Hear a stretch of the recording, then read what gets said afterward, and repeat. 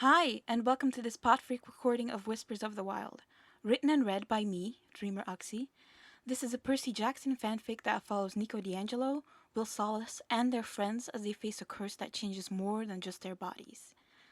This chapter includes themes of sensory overload, body horror, and anxiety related to sudden transformation. Please listen with care and take breaks if you need to. You're about to listen to Chapter 2, Echoes of Change. Let's begin. Will had awakened with a migraine, his head feeling like it was too small for everything contained in it.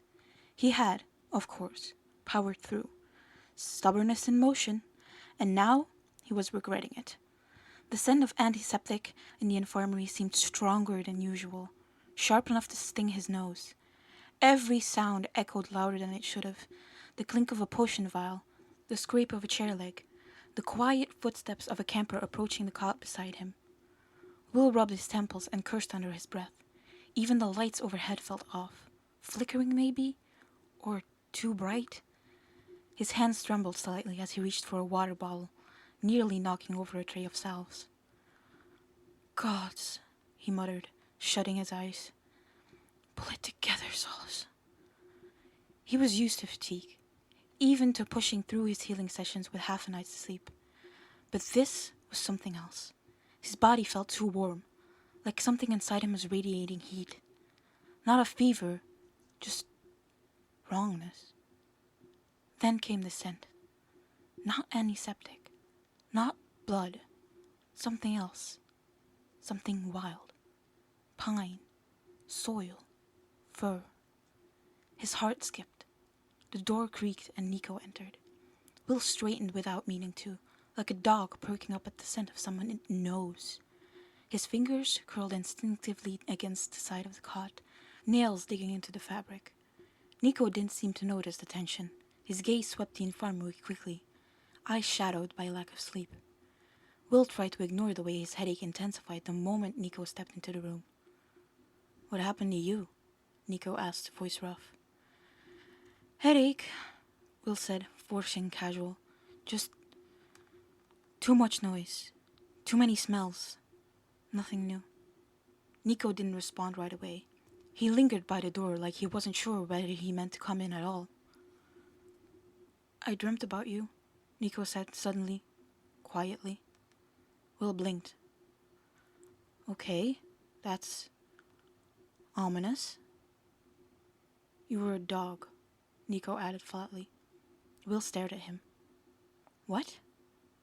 A golden retriever, Nico clarified, not looking at him now. You ran from me. Will opened his mouth, but no words came out. For a second, something buzzed at the back of his head. Something familiar in a way that made his skin crawl. Like he'd heard this before, in another life. But then, it was gone. Will laughed it off, weakly. I mean, at least I wasn't a poodle? Nico didn't smile. It had your eyes. The silence between them thickened. Will shifted on the stool, heart racing for no reason he could name. There was heat beneath his skin again, simmering just beneath the surface, and the scent of earth hadn't gone away. It was then that Will noticed Nico's eyes. The usually dark orbs seemed to reflect light for just a moment, catching something unseen in the room, like a cat's would under moonlight. But then, they returned to the normal, dark chocolate hue he loved so. Will blinked. Nico tilted his eyes slightly. What? Nothing, Will said too quickly, looking away. Just thought I saw something. Nico stepped closer. The overhead lights buzzed once and dimmed, the way they did sometimes when a particularly strong demigod walked in.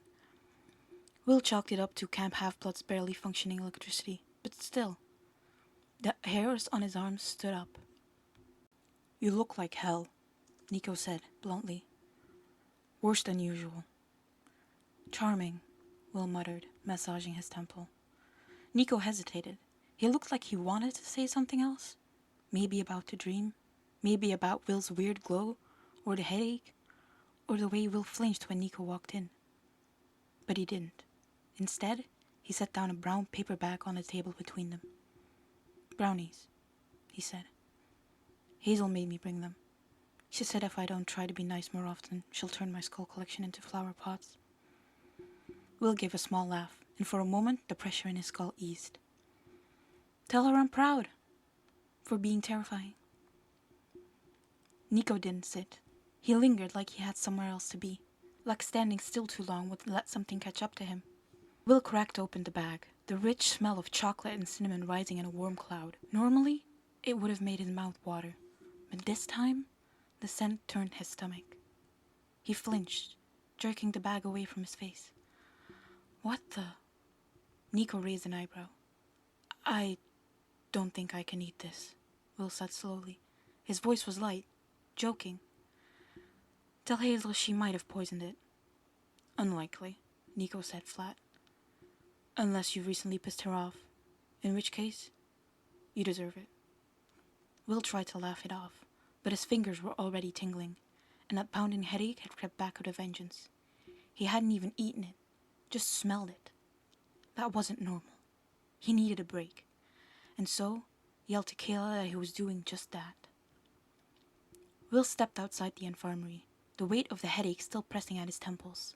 The sun filtered through the trees, dappling the ground in golden light. Somehow, the quiet of the woods promised relief. His steps were unsteady at first, like the forest was pulling him deeper with invisible threads. The usual sounds, the rustle of leaves, distant bird calls, felt sharper, more alive. His breath came slower, and the thrum in his head had softened just enough to let him think. Ahead, a patch of wildflowers had caught the sunlight, their colors vivid and humming with life. Will knelt, brushing a hand over the petals. The scent was earthy and sweet, grounding him. For a moment, the pounding eased before returning with a vengeance, bringing him to his knees. It felt as if something was trying to push its way out of his skull. Will stayed on his knees, head pounding in his chest long after the headache eased. The forest around him felt unnervingly quiet, as if the trees themselves were watching. He pressed his palms to his temples, trying to will the pounding away. Then, a sharp, strange sensation prickled atop his head, like a soft tickle at his scalp. He reached up hesitantly, fingers brushing against something unfamiliar. Will's breath caught. 2 small, warm shapes had pushed through his hair. Soft fur that prickled against his scalp. A sharp, fleeting ache radiated from the base of each ear, like tiny bones shifting into unfamiliar shapes beneath the skin. His fingers trembled as the twitching fur responded to his touch, raw and new. He froze, eyes wide, heart hammering in his chest. The forest around him seemed suddenly sharper, every rustle louder, every scent stronger. The ears quivered again, twitching at some sound only they could hear. Panic rose in his throat. No, this can't be real. The new ears flickered independently, catching noises Will couldn't even hear. He reached up again, fingers brushing the fine fur, heart pounding with fear and awe. For the first time, Will Solace felt the wild stir in him. Not just a healer, but something more. Something half animal, half human. To say he ran faster than he ever ran back to Cabin 7, which he knew would be empty, was the understatement of the millennia. Every pounding step felt like a desperate attempt to outrun the strange new senses flooding his body. His golden ears twitched with every sound, from rustling leaves to distant footsteps, overwhelming and unrelenting. He didn't want anyone to see. Not like this. Not like him. Bursting through the cabin door, sank against it, his breath ragged. The soft flick of his animal ears against the wood was the only sound he dared make. He flicked on the bathroom light, and really saw the ears for the first time. His breath hitched, as the soft golden fur shimmered under the harsh white glow. His hand trembled as he reached up, fingers brushing against the delicate fur. The ears twitched again, moving in sync with the faint noises outside the door, flicking independently like they had a mind of their own. Will stared, eyes wide, heart hammering in his chest. The strange warmth radiating from them was both foreign and oddly comforting. He pulled back quickly, the cold reality sinking in. How was he supposed to explain this? Or hide it? He pressed his palms against his temples, willing the image to disappear, but the ears twitched again, soft and alive, impossible to ignore. He stormed his closet, heart still thudding against his ribs, and yanked open the top drawer. A mess of socks and old shirts greeted him, but he found what he needed, an old navy blue beanie, stretched and faded from too many winters. He pulled it on, shoving it down over his head.